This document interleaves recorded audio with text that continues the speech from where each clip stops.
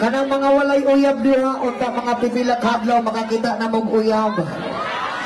Unta makakita na mong magpalipay sa inyong kaugalingon.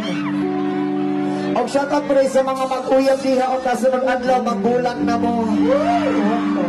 Ay, dili di ay. Ayaw na ito pagbulag kay ngano dili lalim ang masakitan.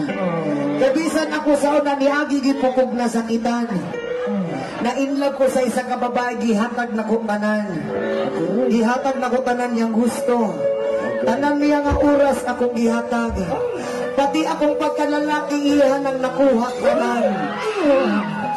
O gikalipay po na ko nga iya akong natilawan. Natilawan, kinagat ko gipalit sa iya ha. Dili lalim ang masakitan.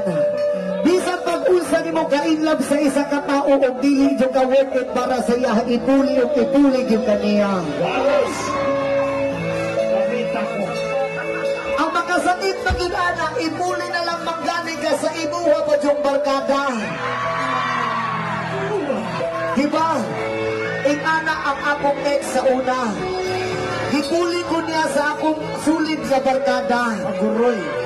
Pagkabalo na ko nga gibuli ko niya sa akong barkada, giadto na ko sila sa ilahang balay.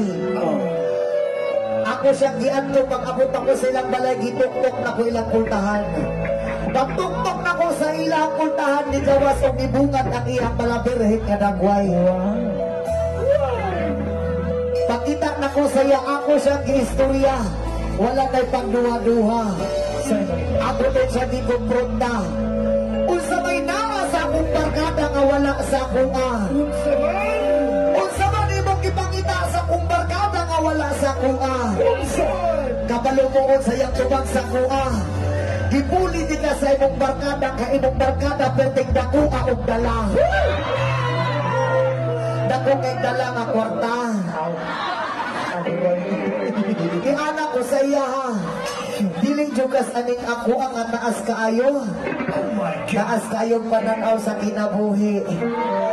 Isagod sa nimong kataas o pananaw sa imong kinabuhi ug wala kay kwarta, wala jud kay bili sa iya ha. Sige lang ko, giparaya na ko siya, at least nabasa na ko niya.